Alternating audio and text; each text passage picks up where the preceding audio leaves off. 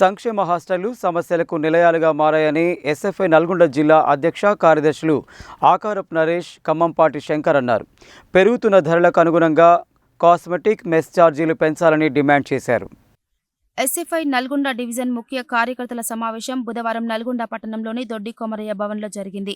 ఈ సమావేశంలో వారు మాట్లాడుతూ సంక్షేమ హాస్టల్లో ఉండే పేద మధ్యతరగతి విద్యార్థులకు నాణ్యమైన భోజనం అందించడంలో ప్రభుత్వాలు ఘోరంగా విఫలమయ్యాయని అన్నారు.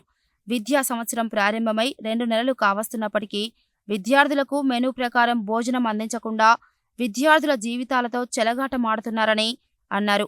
సంక్షేమ హాస్టల్లో విద్యార్థులకు కావలసిన బాత్రూంలు, మరుగుదొడ్లు, ఫ్యాన్స్ సౌకర్యం, మంచినీటి సౌకర్యం వంటి కనీస సౌకర్యాలు కూడా అందని దౌర్భాగ్యమైన పరిస్థితుల్లో పేద మధ్యతరగతి విద్యార్థులు విద్యను కొనసాగిస్తున్నారని ఆవేదన వ్యక్తం చేశారు.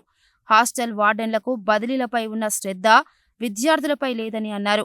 కొంతమంది కళాశాల హాస్టల్ వార్డెన్లో విద్యార్థులు భోజనం బాగుండడం లేదని వారి దృష్టికి తీసుకువస్తే వ్యక్తిగతంగా టార్గెట్ చేసి ఇబ్బందులకు గురి చేస్తున్నారని, అలాంటి వార్డెన్లు తీరును మార్చుకోవాలని అన్నారు. జిల్లా ఉన్నతాధికారులు తక్షణమే స్పందించి హాస్టల్ విద్యార్థులకు నాణ్యమైన బియ్యం అందించాలని, మెనూ ప్రకారం భోజనం పెట్టాలని, మెనూ ప్రకారం భోజనం పెట్టని వార్డెన్లపై చర్యలు తీసుకోవాలని కోరారు. అనంతరం అధికారులకు వినతిపత్రం సమర్పించారు. ఈ సమావేశంలో ఎస్ఎఫ్ఐ నల్గొండ డివిజన్ అధ్యక్ష కార్యదర్శులు స్పందన, హర్షవర్ధన్, యశ్వంత్, నవదీప్, ప్రశాంత్, నిశ్వంత్, కిరణ్, సాయి, సన్నీ, మౌనిక, పావని తదితరులు పాల్గొన్నారు.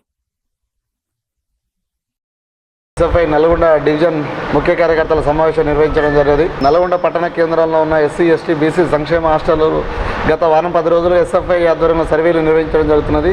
ఈ సర్వేలలో దీనిలో ముఖ్య ఉద్దేశం హాస్టళ్లలో ఉండే విద్యార్థుల పరిస్థితి చాలా అగమ్యగోచరంగా ఉన్నది. హాస్టల్ విద్యార్థుల బతుకులు వానొస్తే వలవల గాలొస్తే గలగాలన్న రీతిలో ఉన్నది. హాస్టళ్లలో ఉండే గ్రామీణ ప్రాంతాల నుంచి వచ్చి ఉన్నత చదువుల కోసం హాస్టళ్లలో ఉండి చదువుకుంటున్న విద్యార్థులకు హాస్టల్ వార్డెన్లు నాశరకమైన భోజనాలు అందిస్తున్నటువంటి పరిస్థితి ఉన్నది. కాబట్టి ఎస్సీ, ఎస్టీ, బీసీ సంక్షేమ హాస్టల్లో ఉండే వసతి గృహాధికారులు విద్యార్థులకు నాణ్యమైన భోజనం అందించాలని చెప్పేసి హాస్టళ్లలో విద్యార్థులకు అందవలసిన ప్రభుత్వ ప్రకారం అందాల్సిన భోజనం ప్రకారం మెను భోజనం ప్రకారం అందనటువంటి పరిస్థితి ఉన్నది. అదేవిధంగా వాళ్ళకు అందించే సివిల్ సప్లై బియ్యంలో చాలా లోపాలు ఉన్నాయి. కాబట్టి తక్షణమే జిల్లా కలెక్టర్ స్పందించి విద్యార్థులకు నాణ్యమైన బియ్యాన్ని అందించాలని చెప్పేసి, అదేవిధంగా ఎవరైతే హెచ్డబ్ల్యూలు బీసీ కానీ, ఎస్సీ కానీ, ఎస్టీ కానీ ఈ సంక్షేమ హాస్టల్లో ఉండే వసతి గృహాధికారులు విద్యార్థులకు నాణ్యమైన భోజనం అందించడంలో చిత్తశుద్ధి లేదని చెప్పేసి తక్షణము వీళ్ళందరూ హాస్టళ్లను పర్యవేక్షించి విద్యార్థులకు నాణ్యమైన భోజనం అందించడం కోసం ప్రయత్నం చేయాలని, ఒకవేళ విద్యార్థులకు నాణ్యమైన భోజనం అందించకపోతే ఎస్ఎఫ్ఐ ఆధ్వర్యంలో ఆందోళనలకు పూనుకుంటామని చెప్పేసి ఈ సందర్భంగా పిలుపునివ్వడం జరుగుతుంది.